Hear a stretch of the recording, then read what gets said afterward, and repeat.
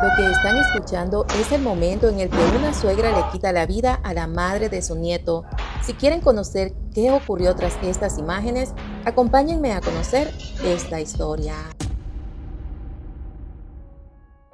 Todo comenzó en Ensenada, Baja California, donde el 4 de abril de 1999 nació Carolina Flores Gómez. Quienes la conocieron desde niña la recuerdan como una joven hermosa, elegante y siempre impecable, con una luz propia que destacaba entre los demás.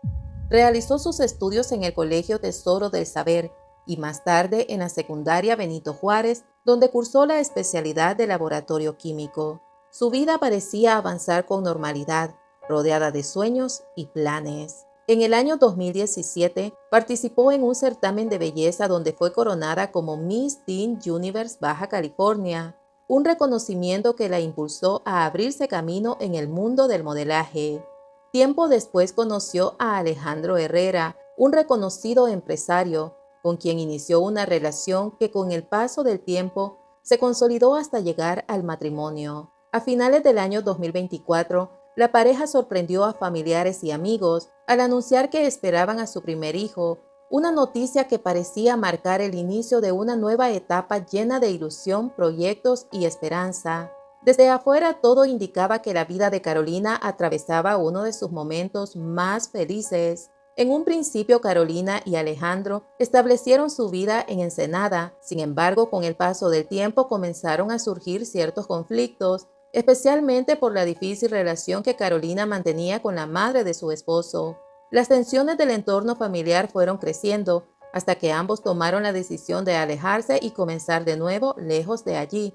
Su nuevo hogar fue Polanco, Ciudad de México, una de las zonas más exclusivas de la capital mexicana, donde se instalaron en un lujoso apartamento. Desde el exterior, la pareja proyectaba una imagen de éxito, estabilidad y una vida rodeada de comodidades.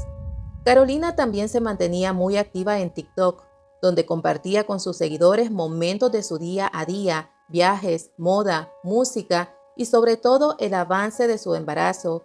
Sus publicaciones mostraban a una mujer sonriente, ilusionada y aparentemente plena, disfrutando de una de las etapas más importantes de su vida. Pero detrás de esa imagen cuidadosamente construida, la realidad parecía ser muy distinta. Según le habría confesado a una amiga cercana, los conflictos con su suegra continuaban y eran cada vez más intensos.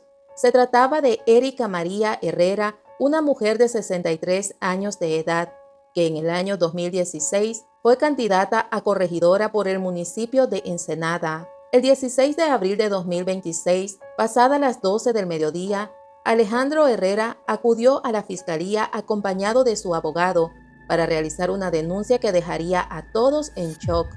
Según relató ante las autoridades, dentro del apartamento donde vivían en Polanco había ocurrido un crimen, pero lo más impactante llegó cuando comenzó a rendir su declaración. Alejandro aseguró que la responsable de la muerte de Carolina había sido su propia madre, una acusación tan grave como inesperada que cambió por completo el rumbo de la investigación desde el primer momento. Sin embargo, había un detalle aún más inquietante. El crimen no había ocurrido ese día, sino un día antes. Mientras las autoridades intentaban comprender por qué había pasado tanto tiempo sin reportarlo, nuevas preguntas comenzaron a surgir. Alrededor de la 1:35 de la tarde, mientras aún permanecía en la fiscalía, Alejandro llamó por teléfono a la madre de Carolina, Reina Gómez, para informarle lo que supuestamente había ocurrido el día anterior. Reina comenzó a gritar desesperada mientras le preguntaba por qué había tardado tanto en denunciar y por qué recién en ese momento decidía avisarle a ella. Alejandro le dijo que había guardado silencio por preocupación hacia el bebé. Según explicó, temía que si las autoridades lo detenían, el pequeño terminara en una casa hogar. Además, le dijo que antes de acudir a denunciar, grabó videos explicando cómo alimentar a su hijo y cómo cuidarlo durante su ausencia. Esa versión, lejos de tranquilizar a la desconsolada madre, solo generó más dudas y Reina le respondió con palabras cargadas de dolor e incredulidad. Igualmente así le dije, ¿y la cara estaba ahí tirada? Y él solo me puso, ¿es en serio su pregunta? Le dije, claro que sí es en serio mi pregunta, o sea, ¿cómo pudiste estar con ella tanto tiempo y ella ahí tirada? Cuando los paramédicos llegaron al apartamento, confirmaron lo que ya parecía inevitable. Carolina ya no presentaba signos vitales. Ante esa escena, las autoridades procedieron al levantamiento del cuerpo para su traslado al Servicio de Medicina Forense para su reconocimiento. Un grupo de criminalística ingresó al lugar para procesar la escena del crimen. Durante la inspección, los peritos localizaron 7 casquillos, 4 proyectiles calibre 25 y el arma homicida, elementos clave para reconstruir lo ocurrido dentro del apartamento. En las averiguaciones, algo llamó la atención de los investigadores, y es que nadie dijo haber escuchado nada, algo difícil de creer, ya que Polanco es una de las zonas más vigiladas de la Ciudad de México, con altos niveles de seguridad, vigilancia constante y edificios donde cualquier incidente suele ser detectado con rapidez.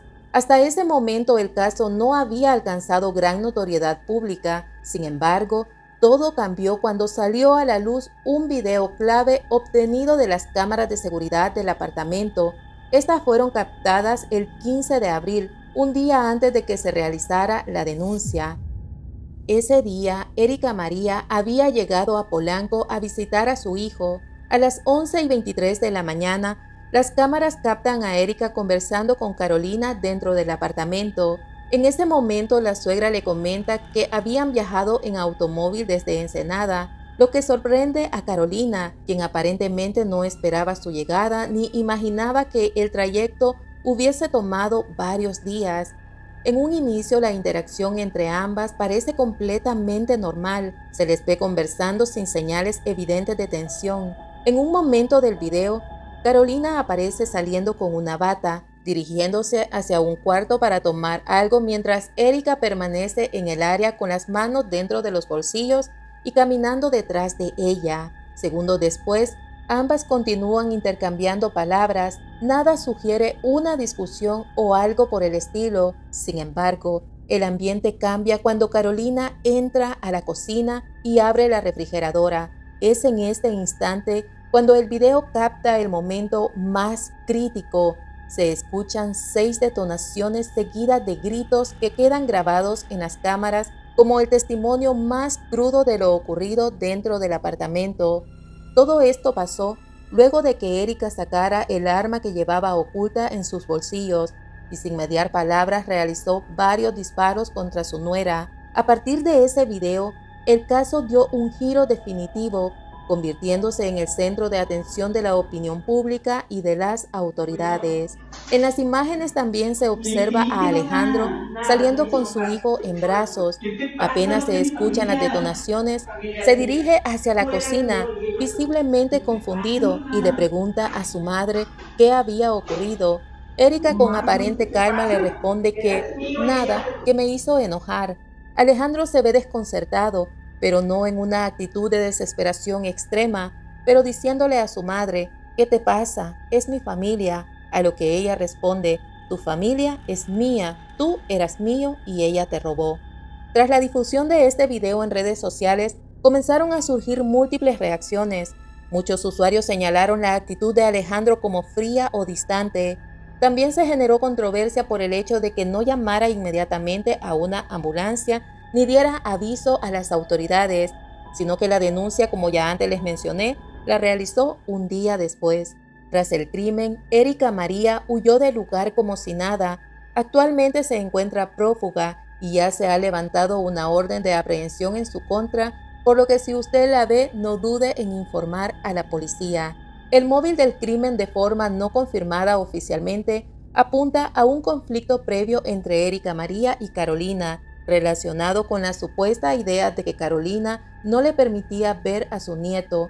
Esa habría sido una de las principales tensiones dentro del entorno familiar. En una entrevista realizada por el Grupo Fórmula, la abogada y doctora Blanca Olvera ha expresado que muchas víctimas como Carolina han sobrevivido a este tipo de ataques siempre y cuando reciban atención médica inmediata, lo que quiere decir que si Alejandro hubiese llamado a una ambulancia, Tal vez Carolina estuviera con vida. Vamos a escuchar las dos acciones por las que Alejandro podría ser investigado dentro del caso. Escuchemos porque esto es muy importante. Dar ayuda a una ambulancia, además, para ver si pueden aún prestarle auxilio, porque si no es un acto de omisión. Entonces, esa omisión tal vez pudo haberle salvado la vida. El feminicidio se confirma porque el tipo penal dice que quienes realicen actos de necrofilia en el cuerpo, esto es, al extraerle la leche, pues le está manipulando el cuerpo. La fiscalía abrió la carpeta por homicidio doloso, pero tras analizar el contexto del caso, el video, la relación entre las partes y los indicios de violencia de género, el caso ha sido manejado bajo el protocolo de feminicidio, pero hasta el momento la fiscalía no ha cerrado oficialmente el estatus final del delito. Al final, lo único claro de este caso es lo frágil que puede ser la apariencia de una vida perfecta detrás de las fotos, de las redes sociales y de lo que se muestra al mundo. A veces hay cosas que nadie ve o que se van quedando en silencio, y cuando todo explota ya es demasiado tarde para entender qué pasó realmente. Por eso este caso deja más preguntas que respuestas y una sensación difícil de ignorar, que muchas señales pudieron estar ahí, pero no siempre se escuchan a tiempo. Y hoy lo único que queda es el deseo de que la familia de Carolina encuentre justicia pronto. Y bueno, misteriosos, es así como llegamos al final de esta lamentable historia. Me gustaría saber desde qué país nos ven y conocer su opinión sobre este caso que hoy conmueve no solo a México, sino a toda aquella persona que la conoce. Espero que estén bien donde quiera que se encuentren. Nos vemos en una próxima historia de casos, crimen y misterio. Adiós.